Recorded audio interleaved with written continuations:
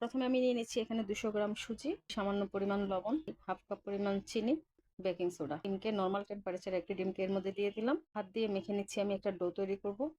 দিয়ে দিচ্ছি এখানে 2 টেবিল চামচ পরিমাণ ময়দা, 2 টেবিল চামচ পরিমাণ নর্মাল পানি দিয়ে এটাকে আবার মেখে নিচ্ছি। ডোটা একদম নরম সফট হবে। এটাকে 10 মিনিটের জন্য ঢেকে রাখছি। এভাবে আমি চকলেটগুলোকে কেটে নিব।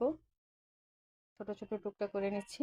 হাতের তালুতে একটু তেল মেখে নিয়েছি। এর থেকে খুবই সামান্য পরিমাণ নিয়ে, যেহেতু এটার মধ্যে বেকিং সোডা দেওয়া আছে, ফুলে উঠবে, এটাকে একটু হাতের তালুতে নিয়ে চেপে মাঝখানে একটু চকলেট দিয়ে আমি এটাকে একটা হাতের তালুতে ঘুরিয়ে বল আকারে শেপ দিয়ে নিয়েছি। আমার সবগুলো বলই প্রায় তৈরি হয়ে গিয়েছে।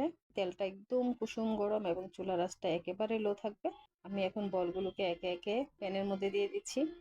এখানে যখন আমি ফ্রাই করব, একদম অল্প আঁচে ফ্রাই করতে হবে। আর ভিতরে যে চকলেটটা দিয়েছি এটা পুরোটা মেল্ট হয়ে স্প্রেড আউট হবে। তখন চারদিক থেকে একটু ছড়িয়ে বের হয়ে আসবে। দেখতে অনেক